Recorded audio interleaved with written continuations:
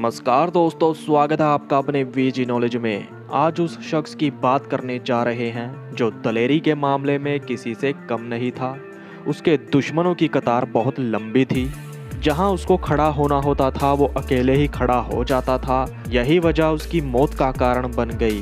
जी हाँ, यहाँ बात हो रही है सदागर की। सदागर एक अच्छे परिवार से ताल्लुक़ रखता था। उसका एक भाई भी था जिसका नाम है नीटू। उसकी एक बड़ी बहन भी थी जिसकी शादी बिट्टू जलवेड़ा नाम के शख्स के साथ हो रखी थी। बिट्टू जलवेड़ा का इलाके में अच्छा खासा दबदबा हुआ करता था। पंजाब के राजपुरा शहर में उसकी तूती बोला करती थी। बिट्टू की दुश्मनी निम्मा विर्क नाम के व्यक्ति के साथ हुआ करती थी।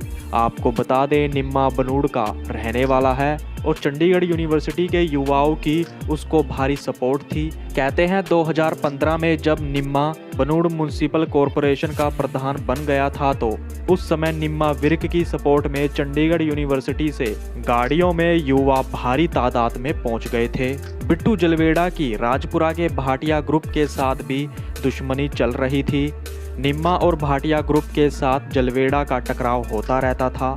इनके ग्रुप के लड़के कहीं भी तलवारें और पिस्टल लेकर पहुंच जाया करते थे। बिट्टू जलवेड़ा गैंग द्वारा 2 हत्या कर दी जाती है जिसमें सदागर का नाम भी आ जाता है। भाटिया कत्लकांड में बिट्टू जलवेड़ा के साथ साथ सदागर का नाम भी बोलने लगता है। यहाँ से ही सदागर की क्राइम की दुनिया में एंट्री होती है। आपको बता दें, सदागर की कबड्डी में दिलचस्पी थी। वो कबड्डी का एक बहुत अच्छा खिलाड़ी था। वो समय भी आ जाता है जब सदागर मोहाली के कुंबड़ा के एक फ्लैट में रहने लगता है। वहां उसने अपना दूसरे बदमाशों में अच्छा खासा दबदबा बना लिया था। वो उस समय आइकन गाड़ी में घूमा करता था। खरड़ इलाके के पॉलिटिकल व्यक्ति गुरु प्रताप सदागर के टच में रहे। सदागर ने कॉलेजों में अपने ग्रुप का प्रेसिडेंट बनाना शुरू कर दिया था।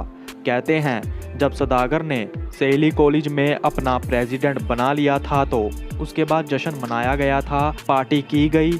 सदागर ने शराब पी रखी थी। इसी दौरान पागो माजरा एरिया के कुछ युवाओं के साथ सदागर का झगड़ा हो जाता है।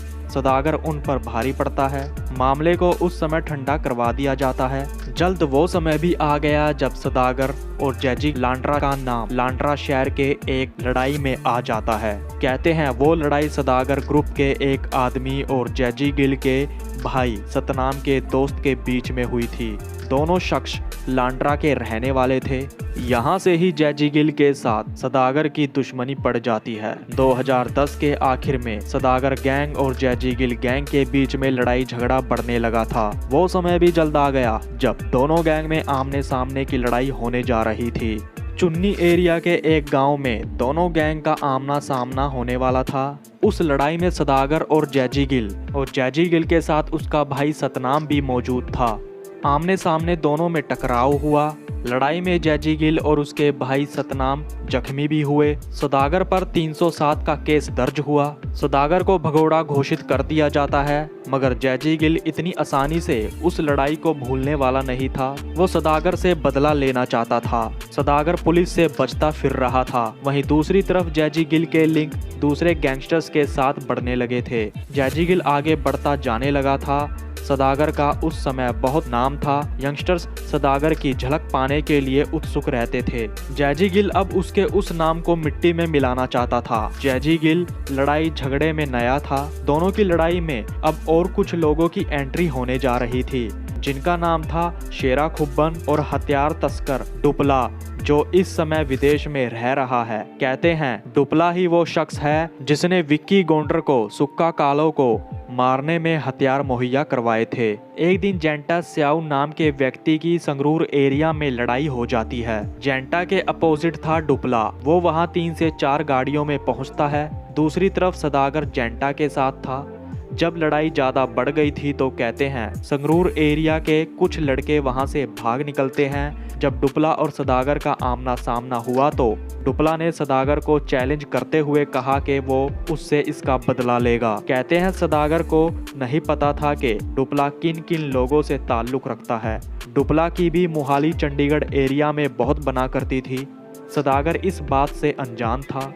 बताया तो ये भी जाता है कि डुपला बिट्टू जलवेड़े को जानता था, मगर इस बात का बिट्टू जलवेड़े को कुछ पता नहीं चलता कि दोनों में लड़ाई चल रही है। अगर पता चल जाता तो लड़ाई को वहीं खत्म किया जा सकता था। डुपला संगरूर के पास ही के गांव का रहने वाला है। डुपला ने सदागर के दुश्मनों को ढूंढना शुरू किया।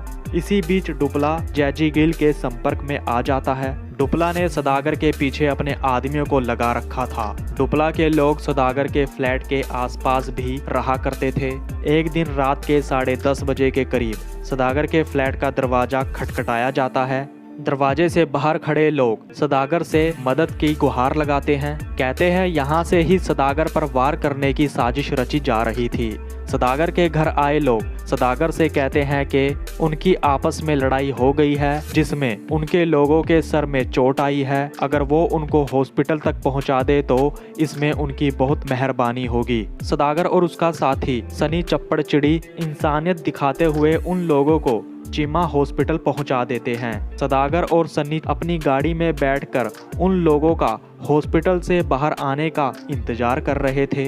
रात का समय था। अचानक 2 गाड़ियां वहां आती है। गाड़ी से आदमी उतरते हैं और ताबड़तोड़ सदागर पर फायरिंग करनी शुरू कर देते हैं। जिस समय सदागर पर फायरिंग की गई थी उस समय सदागर गाड़ी में लेटा हुआ था। 5 गोलियां सदागर के पैर में लगती है। सदागर अपने साथियों को फोन करता है, जिसके बाद सदागर के दोस्त वहां पहुंचते हैं। सनी चप्पड़चिड़ी और उसके कई और दोस्त उसको आईवी हॉस्पिटल में भर्ती करवाते हैं। हॉस्पिटल में मौजूद डॉक्टर ने जवाब दे दिया था कि सदागर की टांग को काटना पड़ सकता है, मगर ऐसा नहीं हुआ। सदागर हॉस्पिटल से जल्द ही डिस्चार्ज हो जाता है। सदागर की टांगें कमजोर हो चुकी थी। वहीं 307 के मामले में सदागर छिपाता फिर रहा था। उस केस में सदागर को गिरफ्तार कर लिया जाता है। सदागर पर जो गोलियां चलाई गई थी उस मामले में सदागर ने जैजी और लक्की पटियाल पर केस दर्ज करवा दिया। 3 महीने बाद सदागर जेल से बाहर आ जाता है। इसी बीच दोनों गैंग्स के बीच में लड़ाई झगड़े मारकाट होती रहती थी। सुनने में ये भी आया था कि दोनों गैंग्स में कई बार सुलह करवाई गई थी। सुलह के बाद भी दोनों गैंग में टकराव होता रहता था। सदागर को लेकर 2 बात कही जाती है। पहली के सदागर जब तारीख पर जाता था तो जैजी गिल को मारने के लिए वो अपने आदमियों को लगा देता था, मगर पुलिस के डर से सदागर के लोग भाग जाते थे। जिसके बाद सदागर को जैजी गिल और उसके लोगों ने तेजधार हथियार से मार दिया। इस बात में कितनी सच्चाई है कुछ कहा नहीं जा सकता। वहीं अगर जिस एरिया में सदागर रहा करता था वहां के लोगों की माने तो अपने पैर के दर्द को देखते हुए सदागर ने अर्जी लगाई थी जिससे उसको तारीख पर जाना ना पड़े, लेकिन जज ने उसकी उस अर्जी को खारिज कर दिया। वकील ने सदागर को तारीख पर आने को कहा। गवाही के चलते उसका वहां आना जरूरी था। सदागर अपनी गाड़ी खुद ड्राइव कर आता है। वो लंगड़ा कर चल रहा था। उसके हाथ में खुंडी थी जिसके मदद से वो चल पा रहा था। सदागर की लात पूरी तरह ठीक नहीं हुई थी। उसके साथ 2 से 3 लड़के थे। जब सदागर अपनी तारीख लगाकर गाड़ी में बैठकर जाने लगता है तो उसके सामने अचानक से स्विफ्ट गाड़ी आकर रुक जाती है। गाड़ी में से जैजी गिल, डुपला, लक्की पटियाल और शेरा खुब्बन बाहर निकलते हैं। सदागर गाड़ी को पीछे कर भागने की कोशिश करता है, लेकिन डिवाइडर पर उसकी गाड़ी फंस जाती है। जैसे ही सदागर की गाड़ी के शीशे को तोड़ा गया तो सदागर अपनी गंडासी लेकर गाड़ी से बाहर आ जाता है, जिसके बाद उसने अपने दुश्मनों पर वार करने की कोशिश की। वहीं सदागर की लात में हॉकी स्टिक से वार किया गया, जिस कारण वो नीचे गिर जाता है। सदागर के गले और पेट में तेजधार हथियार से हमला किया गया था। कई लोग ये भी कहते हैं कि सदागर की गंडासी से ही उसको मारा गया था। सदागर खून से लथपथ नीचे पड़ा था, वहीं उसकी मौत हो जाती है।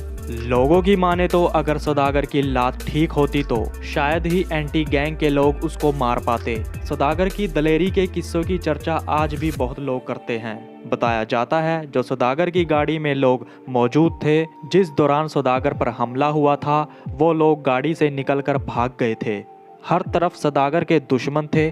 दोस्तों की लड़ाई में आगे होकर वो खड़ा हो जाता था। सदागर को मारने के बाद जेंटा स्याव रह जाता है। जेंटा भी सदागर की तरह दलेर था। जेंटा ने कहते हैं लक्की पटियाल पर गोली भी चला दी थी। जल्द वो समय भी आ गया जब सदागर ग्रुप बट जाता है। हुआ यूं, चंदू माजरा के घर प्रोग्राम चल रहा था तो वहां भारी तादाद में सदागर ग्रुप के लोग मौजूद थे। वहीं जेंटा और सदागर का भाई नीटू भी था। गांव सुहाना और गांव धर्मगढ़ के लड़कों में आपस में लड़ाई झगड़ा होने लगता है।